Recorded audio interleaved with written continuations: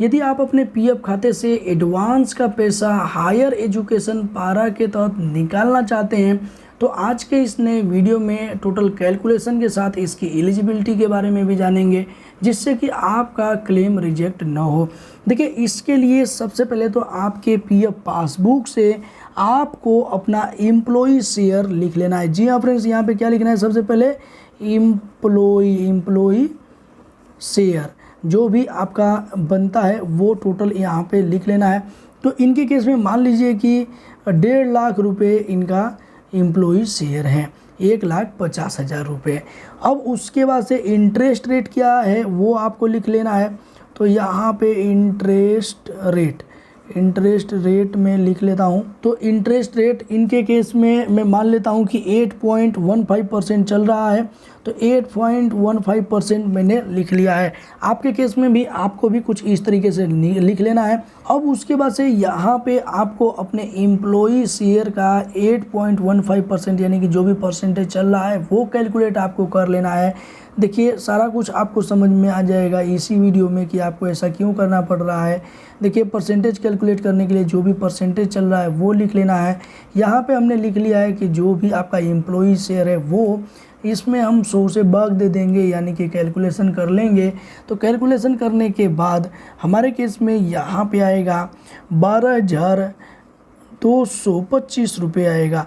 अब ये जो आया है अमाउंट, ये आपका इंटरेस्ट अमाउंट है। अब इंटरेस्ट अमाउंट आपका जितना भी बनता है, जितना भी इससे पहले का जो पैसा था उसमें आपको ऐड कर लेना है। तो हम यहाँ पे कर लेंगे 1,50,000 प्लस 12,225 रुपये। तो टोटल हमारा जो अमाउंट बनेगा 1,62,225 रुपये। तो अब ये टोटल अमाउंट आपका कैलकुलेट होके आ गया है। लेकिन टोटल ये अमाउंट आप विड्रॉल नहीं कर सकते हो। ईपीएफओ के गाइडलाइन के हिसाब से इसका 50% जो भी ये कैलकुलेशन आया है ना, इसका 50% आप विड्रॉल कर सकते हैं। तो इसके लिए यहाँ पे हम 2 से डिवाइड कर देंगे। 2 से यदि आप डिवाइड करते हैं तो आपका जो भी कैलकुलेशन निकल के आएगा वो आएगा 81,112.5 रुपये। देखिए, अब यहाँ पे 112 करिए या फिर भैया 13 कर दीजिए, लेकिन ये ही आपके कैलकुलेशन के हिसाब से होता है। देखिए, ये कैलकुलेशन के बाद जो भी अमाउंट आया है आप ये सेम अमाउंट डाल सकते हैं या फिर इससे ज़्यादा अमाउंट डाल सकते हैं। अगर कम डालेंगे तो आपके लिए थोड़ी सी दिक्कत आ सकती है, कम डालेंगे तो कम आपका अमाउंट सेटल होगा और उसके बाद से ये एक बार तो यूज हो ही जाएगा।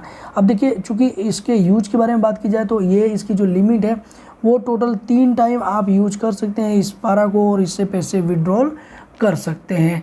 उसके बाद से आप नहीं कर सकते हैं। अब देखिए, इसका जो भी सर्विस पीरियड है, आपकी सर्विस होनी चाहिए वो कम से कम 7 ईयर की होनी चाहिए। 7 ईयर की सर्विस नहीं है तो आप इसके लिए एलिजिबल नहीं रहेंगे।